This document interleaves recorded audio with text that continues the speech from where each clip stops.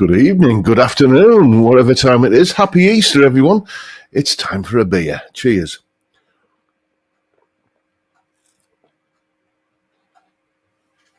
And in a break from tradition, this week, it isn't Carlsberg Export. It's not even Heineken. It is, because it's Easter, special occasion, it's the old Hawkstone again, the Clarkson Lager. Really, really nice drop of lager, that has to be said. Made with barley from Jeremy Clarkson's farm. I hope you've all had a fantastic week. Productive. It's certainly been that here, and I'll explain a little bit more about why that is the case as we go on. But first of all, let's stick to the first order of business and see who we've got in and who's teacher's pet this week. First in, Rent to Kill has reclaimed his crown. There he is, first through the door. Followed hot on the heels by Dave Snack Stevens, Terry Day and Cylon Hybrid. Then we've got Joe McMurray and David James, Peter Collins, Francis Chambers. And there's Johnny Random and Boulder64. Who's saying, let's put you up on the screen there, Boulder. First beer stream in ages. I've been working, although it's been non-stop chores since I got out of bed. Luckily, a few cold ones incoming. Nice one, mate. Then we got Tom Clark, and yes, I know what you meant there, Boulder. Cod, not cod, cold. Excuse me. Anyway. Craig Stayman's in, so is Tom Clark and Dave Fiendish. Vincent Brennan is there and Paul Trainer, as ever, regular as clockwork. Thank you very much, Paul. Every little helps. Really do. I mean, it's not the amount. It's just the fact that, somebody says chucking something in the tip jar. It just makes me feel appreciated. Thank you so much, mate. Ben Allmark is there. John Ross, Grandpa Joe. What we got to say here, Joe? Let's put you up on screen. Hello, John and Fatacasters. Wishing all a happy and blessed Easter and Passover. Today is known as Good Friday, but every Friday is good being here with John and all you chaps. Oh, what a lovely thing to say. Thank you so much, Joe. Incidentally, if you want to see your message up on screen, type a long one, because it's easy for me to read. It comes up in a bigger font when it's on screen than it does when it's in the kind of chat sidebar. So, type a longer one, you'll get put up on screen. There's Mickey Walnuts, Dave Lewis, Amadeus, and Jimmy James, Peter Hall, Ian Clark. And who else we got? Gordo Cano, Chris Otterwell, Malcolm Spillett, and let's have a look. Johnny D, Frank Bolam, Doc Alders, who's typed a long one, so let's put him up on screen.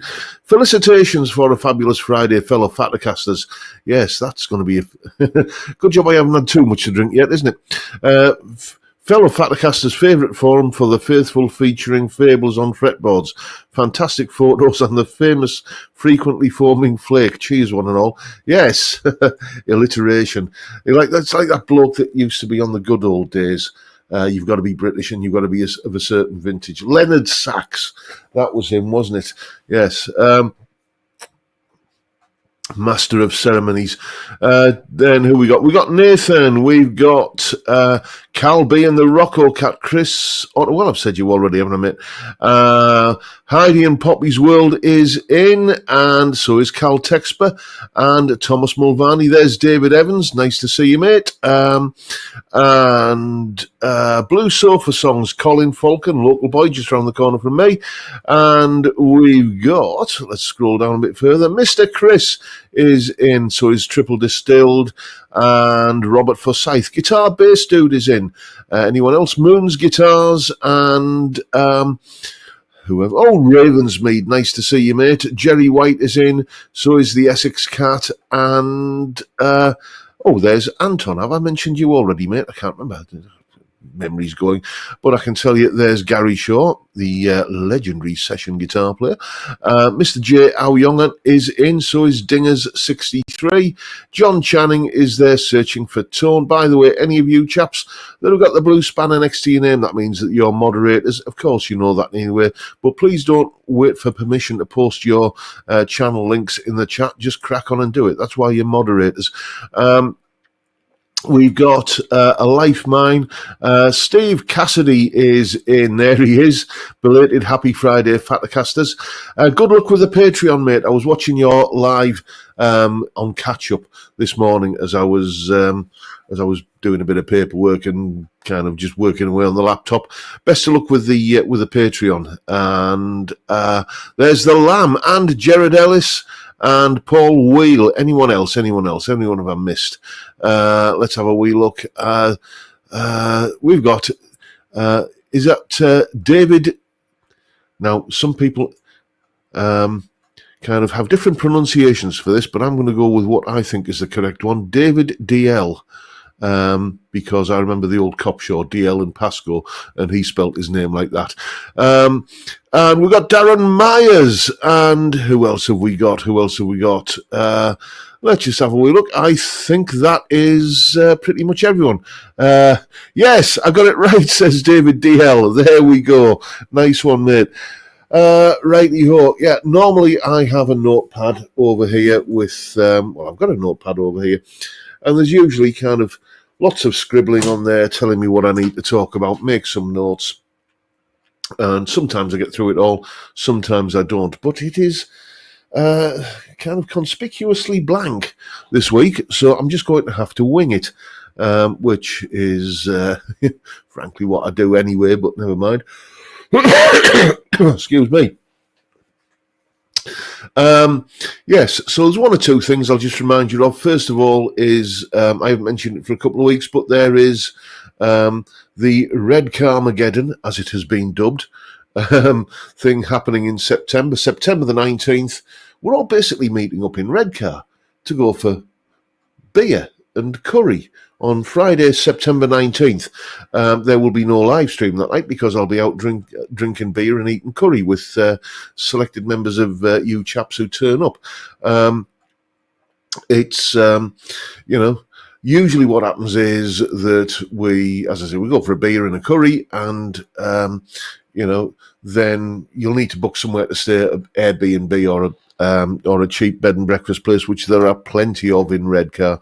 And to say my little thank you for you all coming up to have a beer and a curry with me. Did I mention it's beer and curry? I usually chuck a lump of cash behind the bar or sort out the restaurant bill or something like that. And we shall be doing it all again on September the 19th this year. Put it in your diary. Let me know if you're going to be coming. Let me know closer to the time. So, because I know people's plans change and schedules alter and everything. But if it gets to middle of August and it looks like, I'm probably going to be able to go up to Redcar, then just drop me an email and I know what sort of booking to make at the curry house. So we can have a rollicking good evening. It's always been fun in the past. We've done it twice now. We did it in 2021 and then again in 2023. So it looks like it's going to be a biannual thing. Is that every 2 years? I think it is. So yeah, that's that out of the way. And let's get on to the business of what's coming up on the channel this week. Sunday's video is the that Gear for Music LA Select guitar that I did my first impressions of yesterday. The incredibly cheap guitar that when I bought it, it was $79.99. I've been informed that they've gone up to 150 quid now. And you can find out on Sunday what I think of it. Is it worth $79.99? Is it worth 150 quid? Well, you'll just have to watch and find out. I do apologise. I think I might be getting the hiccups. I've never had the hiccups before on the live stream, but that might be fun, mightn't it? For you lot, anyway.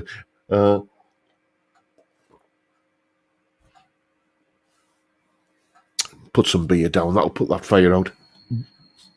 Then on Monday, a melodic rock lesson based upon the stylings of my all-time favourite guitarist. I wonder who that could be. A certain chap from Belfast, very strongly associated with playing blues on a Les Paul in his later career. It's Gary Moore. But it does sort of unfold in a rather Well, the video ended up not being what I thought it was going to be when I started making it. And its title is The Harsh Truth About Learning to Play Melodic Rock Guitar. And if you want to find out what that harsh truth is, then you're going to have to watch the video on Monday. Then on Tuesday, well, if you're watching last Tuesday, or this Tuesday just gone's video, where I was talking about songs which I crank up the volume for when they come on the radio. I said that next Tuesday, the one that's coming, is going to be another 5 songs where I hit the mute button. That video did absolutely stratospherically well last time I did songs which make me hit the mute button, so I thought I'd do it again. And there are, I'm afraid to say, no shortages of candidates. Then Wednesday's video is a new series of videos. We're not talking about recording the album anymore. More on that later.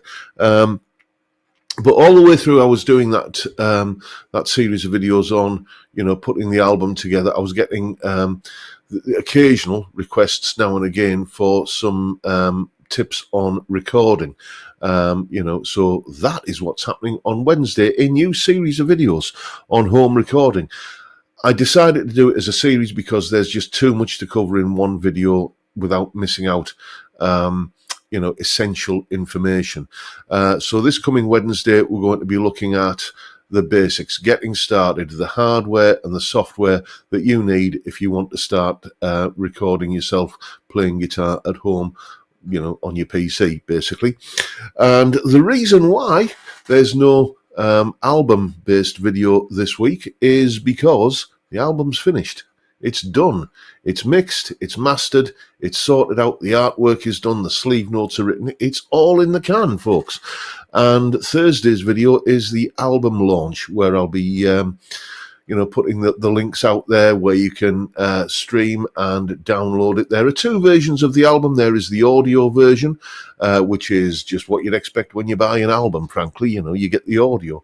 But then there's the premium version, which is all of the audio, all of the videos, all of the tabs in both Guitar Pro and PDF formats, and all of the backing tracks as well. So, I'll go through it all in a little bit more detail on Thursday. But it's basically the launch event for the album. And it's ready, it's done, and I hope you like it. Let's have a look, see what I've missed in the chat while I've been blethering on. Oh, I've got to put that up on screen. Apparently, if you burp and fart at the same time, your body takes a screenshot. Yes, well, do you mind if I try that later? Let's not do it live, eh? Triple Distiller saying Gary Moore was born not far from where I lived. Nice one, mate.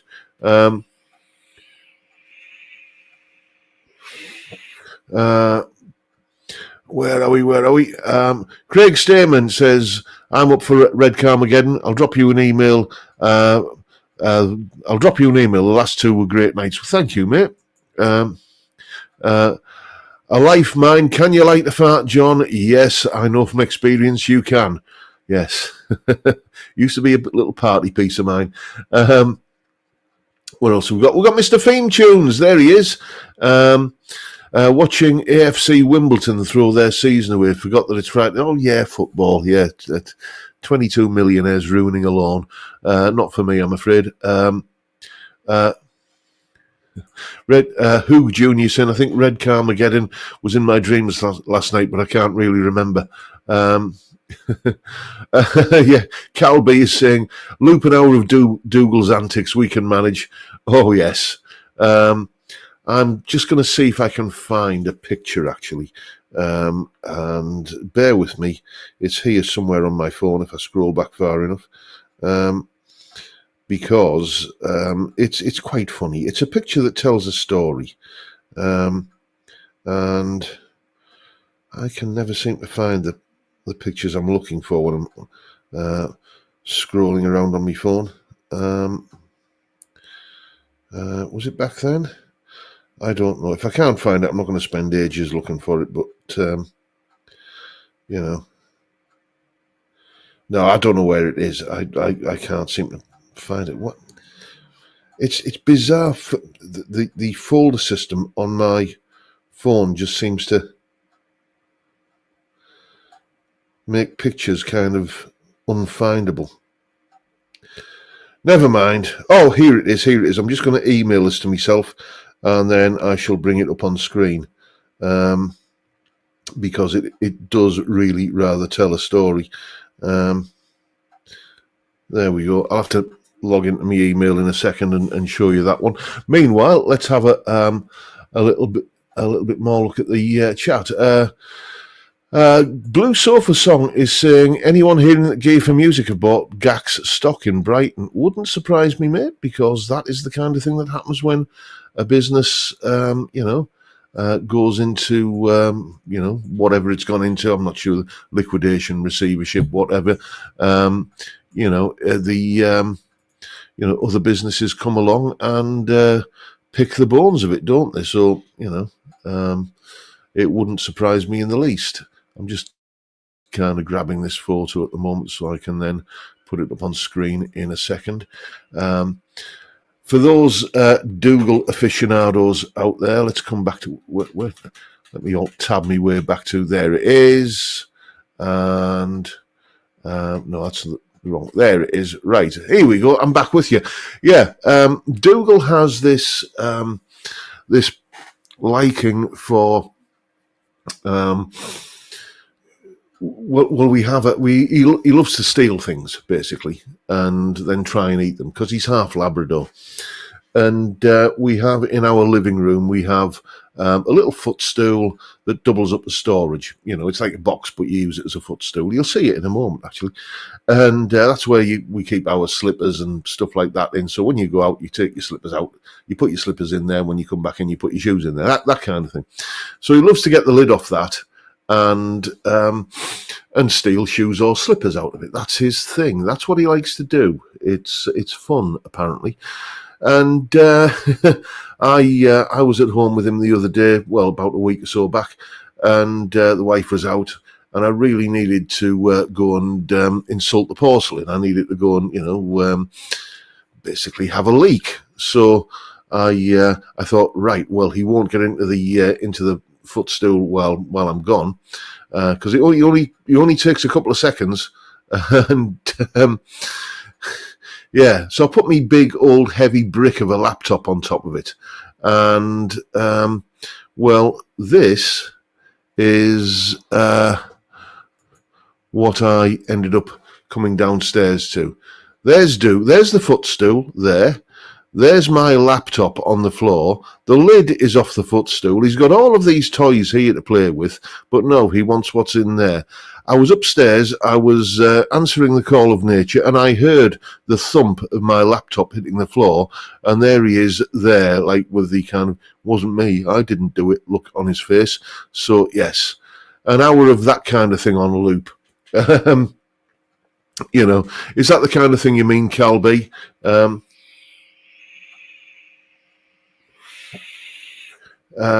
Steve Cassidy saying looks guilty as sin. Yes. This is the joys of dog ownership.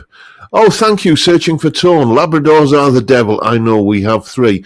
Dougal is half Labrador, half Lurcher. So Lurchers, if you're not familiar with that breed, it's kind of a variation on a greyhound. So, he can steal things because he's a Labrador, and he can run away really fast because he's a Lurcher. So that's him. Let's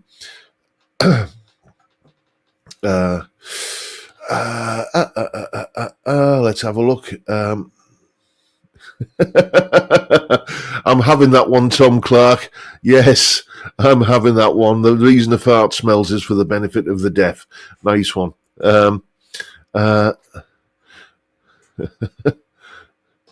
What else have we got? Theme tunes are saying millionaires playing for Wimbledon.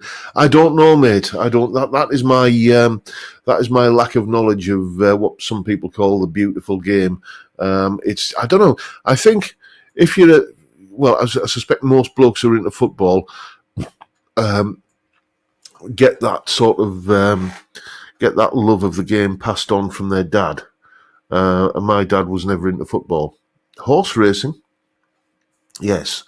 I used to get days off school to go to horse race meets when I was a kid, and it instilled a love of that in me. Um, so there you go. But I just never got into football. Can't, and or cricket as it's sometimes called. Um, uh, a life mine is saying, John Bowie, when did you get him, Ziggy or later on?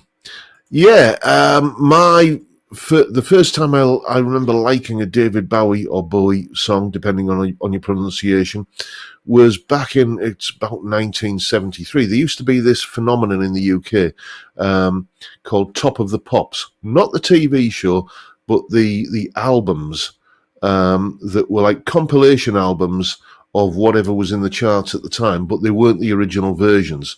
They were performed by session musicians, quite often in a hurried and rushed fashion.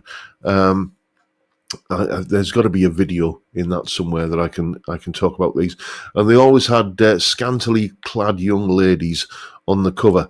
It was the 70s. That kind of thing was acceptable back then. And and there was Life on Mars was one of the songs on this album that I had back then. I'll have probably have been 1973, 74 or thereabouts. I'll have been, let's say I was 7 years old. And I remember liking that song, even though it wasn't the David Bowie original version of it. And I sort of dipped in and out of his music over the years. I'll be honest with you, the whole sort of Let's Dance thing just kind of passed me by. Ironically, I didn't know at the time that I'd never heard of somebody called Stevie Ray Vaughan, and I didn't know how much I was going to fall in love with his music. But I didn't get that. But the earlier kind of Ziggy Stardust, Aladdin Sane, all that kind of stuff, I really always enjoyed that. Oh, theme tunes, thank you, mate. Consider this enough from my mum for being late. Not to worry, mate. Thank you. That will go in the beer fund. So that's sort of me with David Bowie. I think with an artist as diverse and prolific as his, you've got to be a real nailed on David Bowie kind of fanboy to say that you love everything. And I wouldn't say that, but the stuff that I like, I really do like.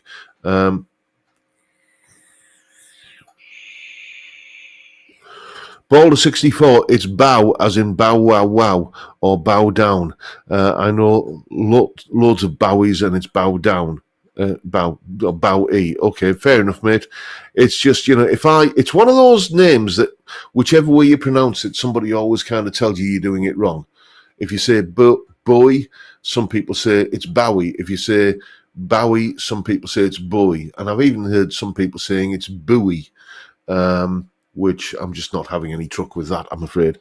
And it's like, thankfully, you seem to have stopped doing this now, but, whenever I used to say the name of my favourite guitar player, did I mention that is Gary Moore? I always used to get people telling me that it's pronounced Moore, Gary Moore. No, it's Moore, as in, Yorkshire Moors. So there you go. And, but, some people will pick you up on the most ridiculous of things. Let's have a look. Blue Sofa Song saying Barbara Streisand covered Life on Mars on one of her albums. I didn't know that. I suppose the female vocal. There's another Bowie song that I really liked without realizing it was a Bowie song.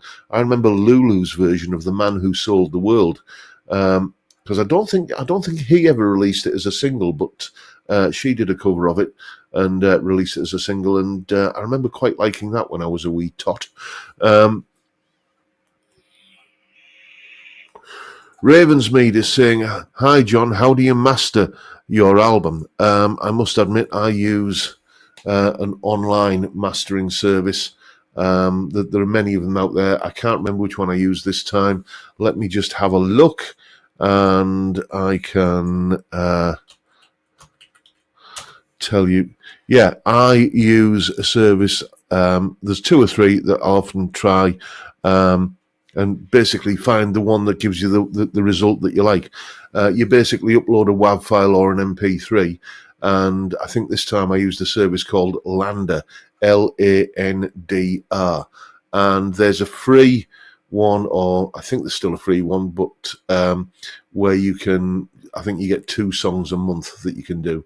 But there's a paid-for version where you get unlimited, and you can preview different levels of compression and EQ and everything, and choose the one which feels right for the music that you've got. It just takes all of the strain out of it, and it's well worth it. So go and check it out. Landr, Landr.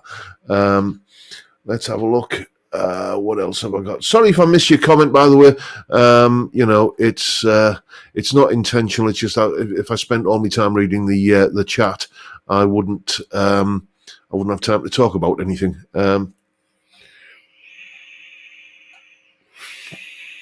The Lamb is saying, from the horse's mouth, it's Bowie like. See, that doesn't help us, Lamb, because you could be saying it's Bowie like the knife, because I've heard Bowie knife, and I've heard Bowie knife, and I've heard Bowie knife.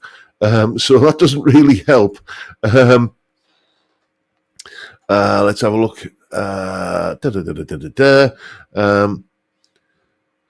I have a viewer's tale coming up in a few weeks about Mr. Bowie, whoever, by the way, so we'll get round. We won't be doing that one this week. There's a few more in the queue before that, but we are going to do a viewer's tale this week. Johnny D saying, not in Belfast it wasn't. I can assure you, John, Gary Moore, as we said. Yes, that's how I've always pronounced it, because that's how it looks when it's written down. I did have a comment once years ago, where, and I must admit this one stuck with me just because it just made me laugh, where somebody said, "Where are you from? Your accent is awful." Right? I thought, well, thank you for that. So I don't know. Maybe there are people out there who aren't familiar with the northeast accent. Who knows? Anyway, excuse me, chaps. I'm just going to have a swally.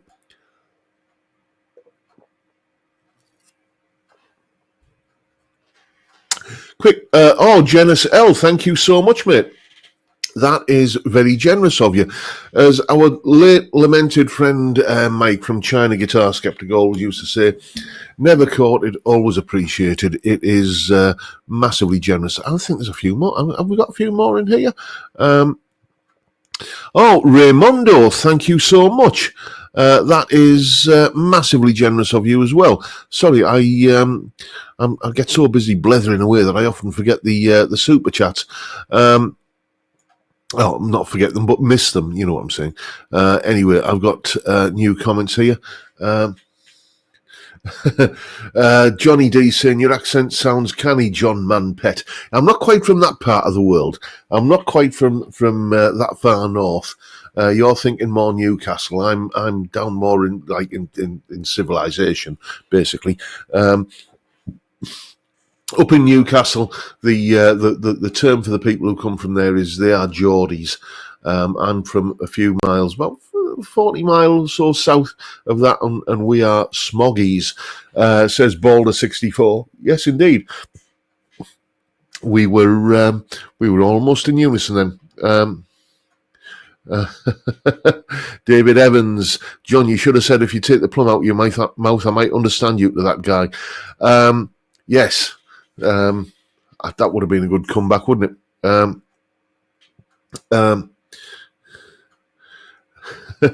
Tom Clark saying, John, I'm from London. Can you do a subtitle version of the stream? Well, no, I think you just need to learn to talk proper, mate. That's what you need to do, lad. Anyway, it's time for a look at some of the pictures that you've sent in this week, as soon as I can navigate to the relevant folder. I've got so many windows open here at the moment. So what we got here, that's a nice looking one, as you're about to see in a moment. Brings back some memories, that guitar, and you'll see why in just just a second. So let's go to share screen, and first up this week, we've got Bill Forwell's Harley Benton CST 24 in Paradise Flame, a guitar that I used to own. Well, not this particular one, not this specific one, but I had that guitar, and it was a lovely guitar. And yes, if you're, I will confidently say that if you're looking for the sort of PRS vibe, you can do a lot worse than this. These are excellent guitars for the money. I think the new ones even have stainless frets in them, don't they? Which is even better. And then another Bill Forwell guitar, his Lake Smoothie. Oh, I shouldn't like that, but I do. It's that sort of. I'm not sure if that's just a light or whatever, but if the colour is accurate, that is a very fetching shade of purple, which isn't normally the kind of thing I go for on a guitar, but there's something about that with the 3P90s. It just looks spectacularly cool, it has to be said. Then we've got a couple of acoustics from Brian, and what can we tell about these? Well, we've got a Gibson and a Martin. Yes.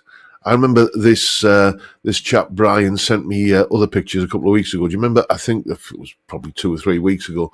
There was that Marshall JCM 800 half stack there with a couple of nice Les Pauls leaning up against it. Massively, massively cool looking picture there. And even though you don't associate those guitars with that kind of amp, or any kind of amp for that matter, because they're acoustics, but doesn't that just look cool? Really photogenic shot, mate. Nicely done.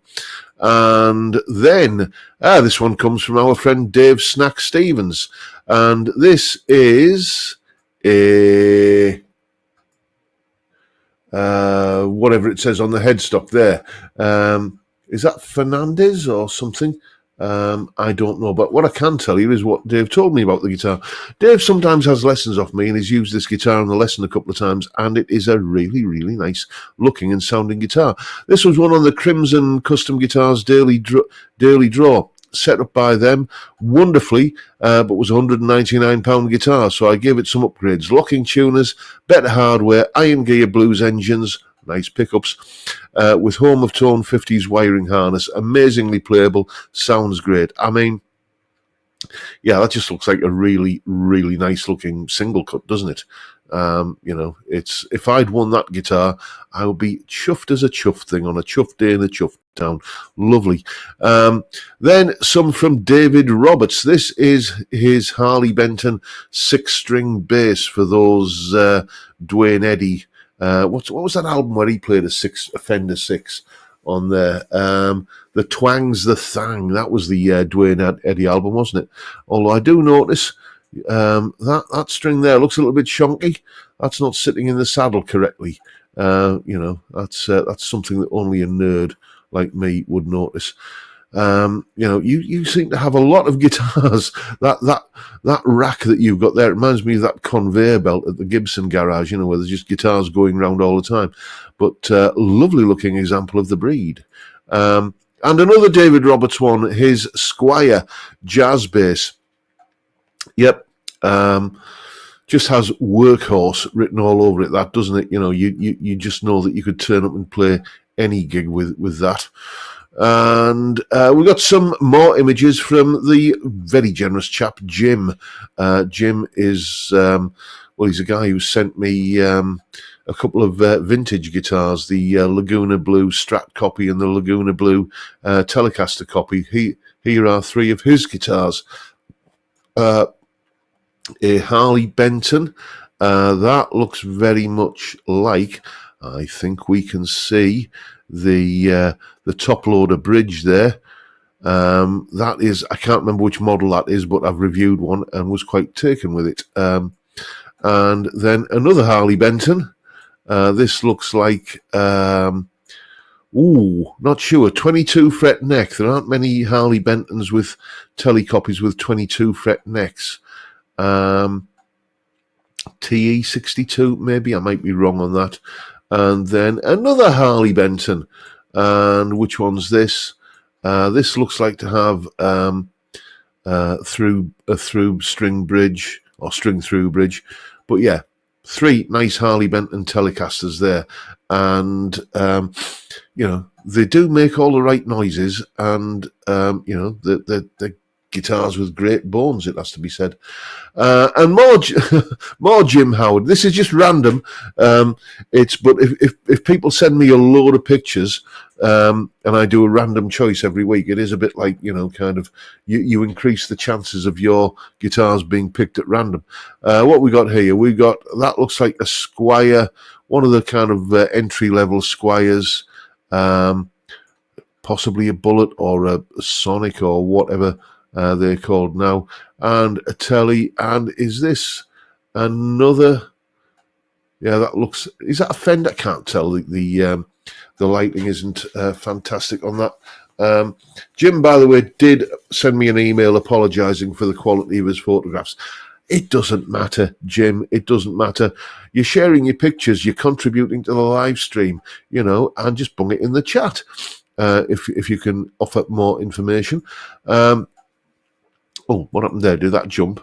No. Oh, here we go. Now, this is a guitar belonging to Mr. Theme Tunes. This is his Jet Offset, and this might be something of a watershed moment for me, because you know my thoughts on offset Fender style bodies. I think they look, by and large, lumpen, ugly, and just a bit stumpy and not particularly pleasant.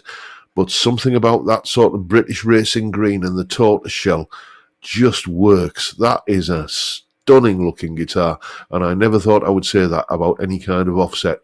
That is a lovely looking guitar, mate, and I know you like it as well because you told me. Lovely looking thing, nice one. And I think this is the final one this week. A pair of guitars from Rent to Kill. What have we got here? Well, we've got, by the looks of it, a Tokai Springy Sound. That is the name that they give their Strat copies, isn't it? And what we got here, a Tanglewood acoustic of some description. I remember Tanglewood when I first started teaching guitar.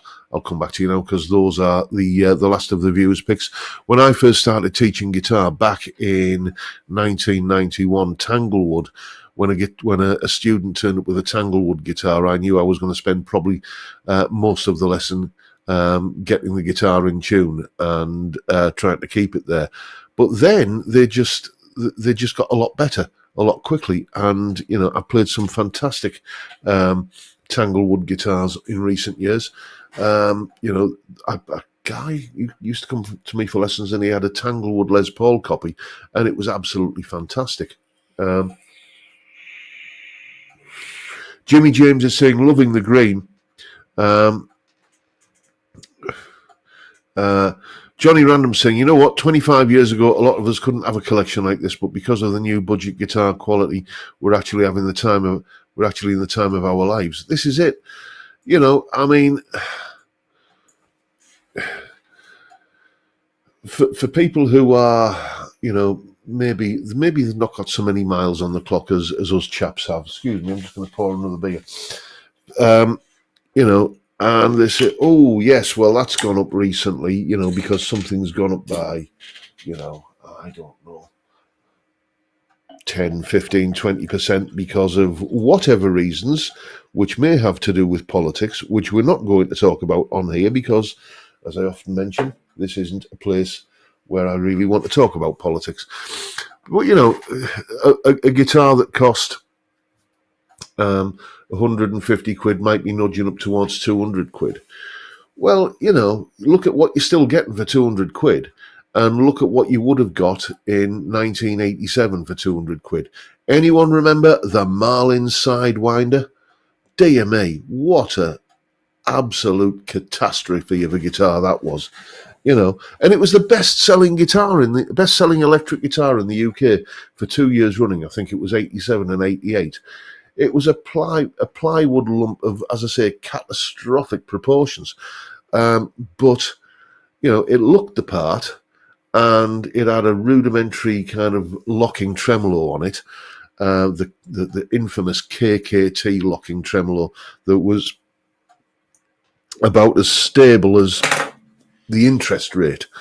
And, but, nowadays, I would say that you really, really have to be determined to buy a bad guitar.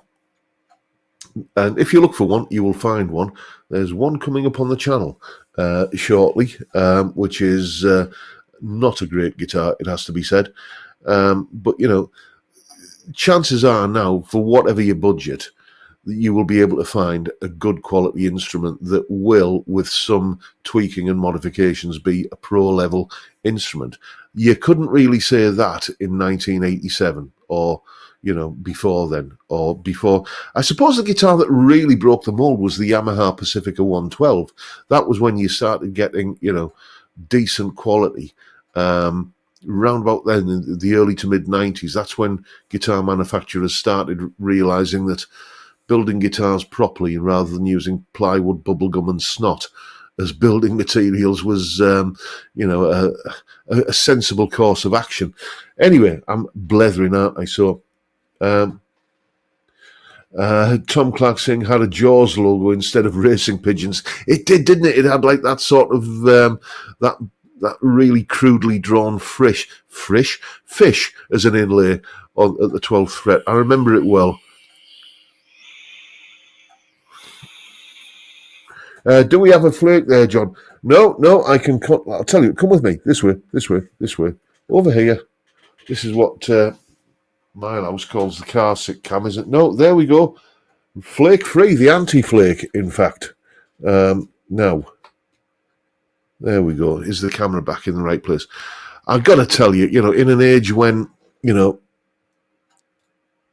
Elon Musk can parallel park a bloody space rocket, you'd think we'd come up with a better way for mounting a webcam on a laptop screen, wouldn't you? Rather than just we'll just balance it on the top of the screen.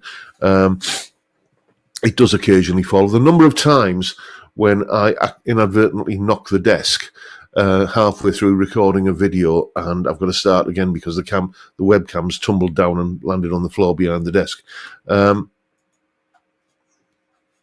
What else have I missed? The foam was rolled away. Yes.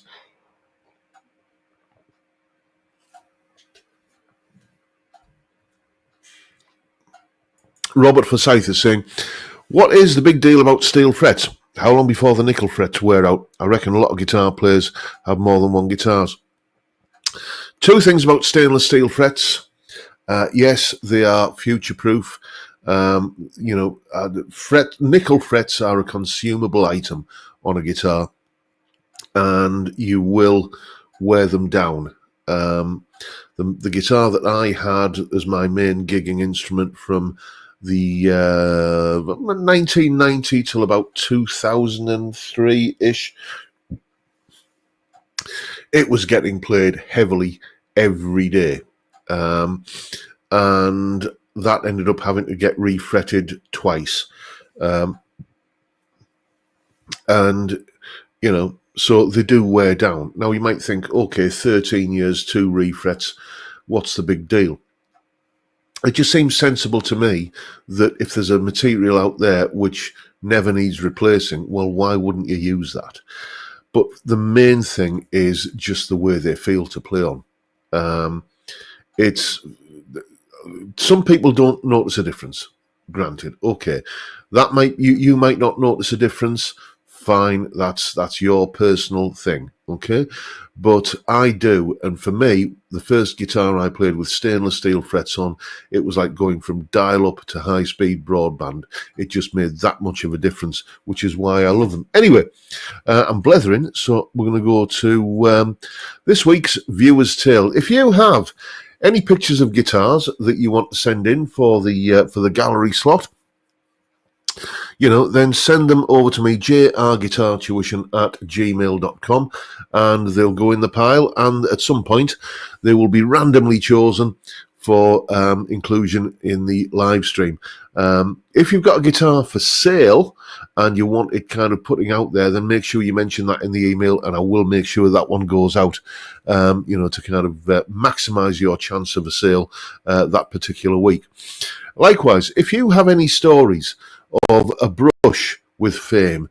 You've kind of met some rock star and they were either an absolute gentleman and you got on like a house on fire, they were fantastic, or maybe the opposite happened. Then again, send those stories along to me at jrguitartuition@gmail.com. And today's, or this week rather, this week's story comes from a chap called Steve. And he says, "Hi, John. In mid-1996, when I was 21, oh, to have been 21 in 1996. Yes, I was a little bit ahead of you on that one, mate. It has to be said, by about a decade. But anyway, in mid-1996, when I was 21, a friend went to London. Me and a friend went to London's Virgin Megastore to purchase the new album from the band The Almighty and get it signed by the band who were in the store. We were wearing our Wild Hearts t-shirts, and the singer, Ricky Warwick, great singer, latterly of Thin Lizzy, the reformed version, noticed and asked us if we were going to a band called Three Colours Red at the Highbury Garage later that evening. Wild Hearts and Three Colours Red are linked, as the Wild Hearts bassist brother played guitar in Three Colours Red. We said we indeed were, and he replied, "See you down there for a beer." When we got to the garage, we were at the bar waiting for the band to come on, and we saw Ricky. He said it was good to see us and bought us a beer, Newcastle Brown Ale. Great stuff. While we were talking with him, he said, "Look, there's Ginger, lead singer, guitarist of the Wild Hearts." He called him over and pointed out me and my mate's Wild Hearts t-shirt. Ginger then called Danny, bassist, over, and before long, me and my mate Ginger and Danny from the Wild Hearts and Ricky from the Almighty were having a beer and a chat, and then was soon joined by Three Colours Red guitarist Chris. I mentioned that I'd bought the new Almighty album and had it signed and showed everyone. Ginger then took it off me and also put his signature on it, and then so did everyone else, and I still have that CD today and a picture of me with the Wild Hearts bassist Danny. It was a great evening, and we all stood together while Three Colours Red, who were then unsigned, took to the stage.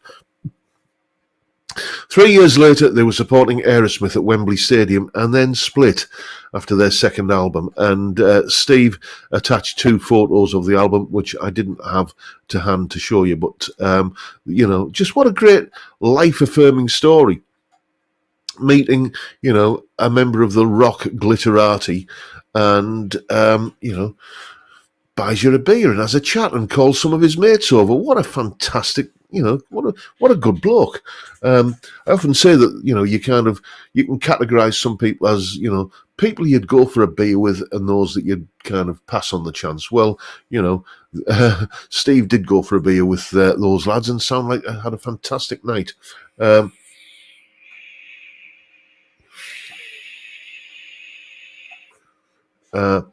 Boulder64 is saying, Highbury Garage, strangely enough, it was upstairs. Who has a garage upstairs?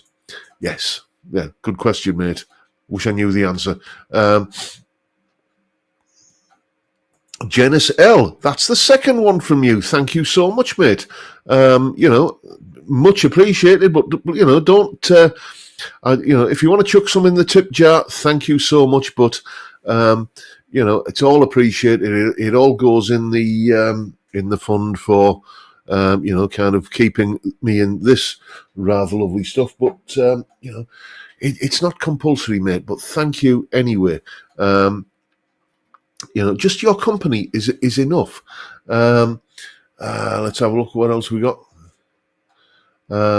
Boulder64, Claire Grogan, Lloyd Cole, Edwin Collins, Marty Pello all bought a beer. Nice one. Bought you a beer. That was a cheap night out. Was that on the same night, mate? Ian Clark had a backstage pass to Deep Purple at Brixton Academy. Talk dogs with John Lord. Yeah, I was sadly missed, isn't he? But interviews I've seen with John Lord over the years, he just came across as being a proper salt of the earth bloke,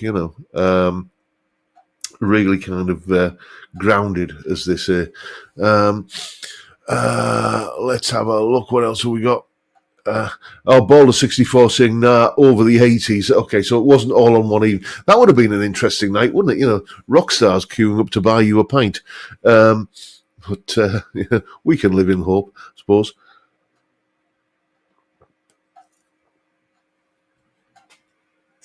Seem we've got rid of the hiccups. It's a magical cure for everything. as I'm not sure I can say this, but I'm going to say it anyway. My old fella, bless him, God rest his soul. He always used to say when he'd have a swig of beer, or even just a cup of tea, he would let out that satisfied sigh, and he would say, "Hey, I tell you what, lad, that's good. Cures coughs, colds, scabioles, and pimples on the willy." That was just his default saying for anything that he was appreciative of. Graham Campbell, what are you saying there, mate? Had a coffee with Mark Ford from the Black Crows lineup several years back in California with a mutual friend. Oh, that's nice. Seems like a decent bloke if he's going to have a coffee with you.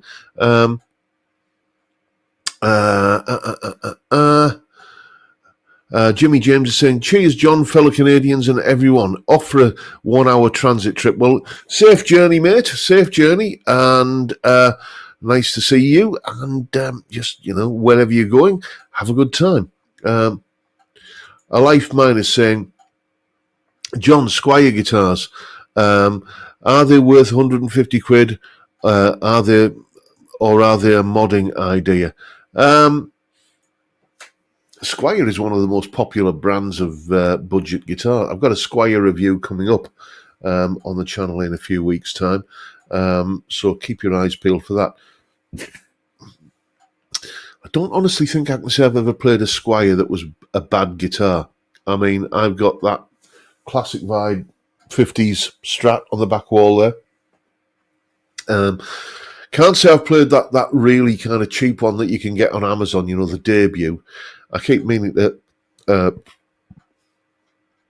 check out one of those Telecasters. I've seen, everybody seems to get the Strat version of that guitar. I haven't seen many reviews of the Telecaster, so I might pull the trigger on one of those. But, they're okay guitars. You can get, I would say, the same quality, let's say the same specification for less money if you go with a brand like Jet. But that's more a reflection of how affordable the Jet guitars are rather than how much of a rip-off, as some people would say, the Squires are. They're okay guitars. It goes back to what I was saying earlier. You have to really, really be determined to go out of your way to find a bad guitar these days. As I said, I think I've managed it, and you will see why in an upcoming video. I'm not going to tell you which one because that will be a spoiler. But yeah, if you're thinking about pulling the trigger on a Squire, I think you can safely do so in the knowledge that you're not going to be buying a lemon, basically.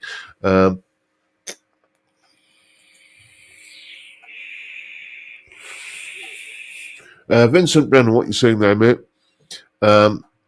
Story this week about a guy whose van was stuck in one of those vertical parking garages. Cost him a bomb, being there for a while waiting for it to be fixed. I didn't hear that, mate. Bit out of left field, but fair enough. Jay Aoyong is saying, Squire, weird way to spell it. Yes, and I can tell you why it's spelt that way. I think it was the 1960s, Fender thought, well, hang on, we make amps, we make guitars, we make basses. What don't we make? We don't make strings. So they did that thing that many big companies do, which is rather than investing in all of the tooling and a new factory and everything, they just bought an existing string manufacturer called Squire.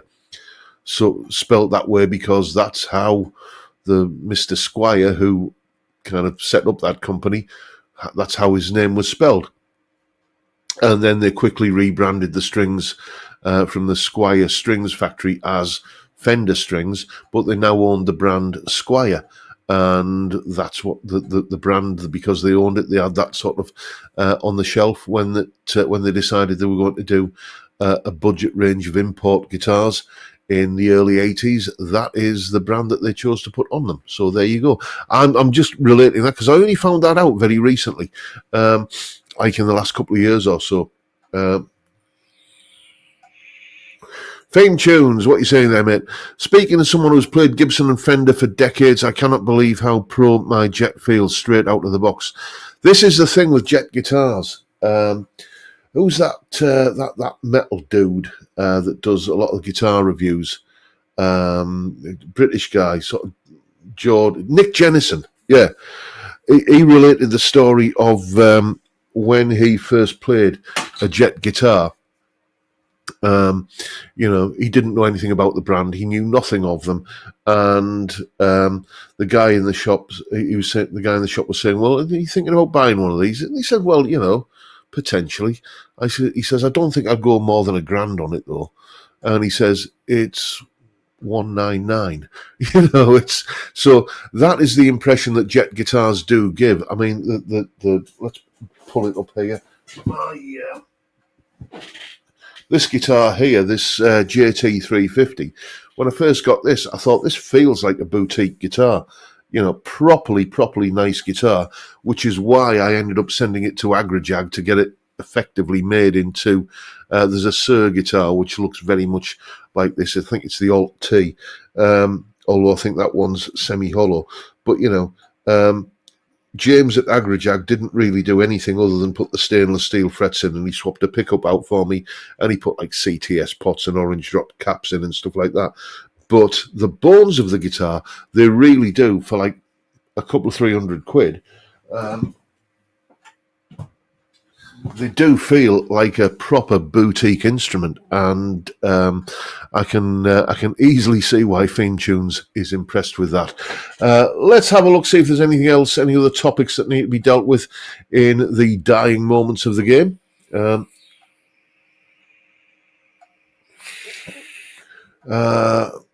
Moon's guitars. I would check out some of the vintage brand models before going for a Squier, but Squier do some great stuff. Yeah, I can heartily endorse vintage guitars. I've had several over the years. The ones that I miss, actually, they did a series of guitars called the Advanced series in the early 2000s. So if you see vintage AV this, that, or the other, there was always a model number. AV3, I think, was the one that I had, which was like a 335 style thing. All Wilkinson pickups and hardware, great guitars, and they were kind of updates on classic designs. So like the AV3, mine, as I say, was like an updated version of a 335. They weren't trying to be slavish copies. They were trying to do just subtle tweaks and improvements, basically the kind of mods that you tend to do to a budget guitar anyway, like with these Player 2 modified series guitars that Fender brought out at the moment. Vintage were doing that 20 years ago. So vintage guitars, highly recommended. That I'm not going to grab it, but it's over there. The V75 blue Telecaster copy that I've got, thanks to Jim. That's becoming my go-to sort of meat and potatoes Telecaster guitar. It's a great workhorse instrument, it has to be said. Anyway, chaps, I won't keep you any longer. Don't forget Steve Cassidy Guitars video going out straight after we finish here at 6 p.m. UK time in about 40 seconds time. So I'll let you go and grab yourself another drink and get ready for Steve. But for now, thanks for turning up and watching a fat, bald northern lad talk absolute cobblers for an hour. It's been a blast, and I'll keep on doing it till you're sick of me. But for now, time, gentlemen, please.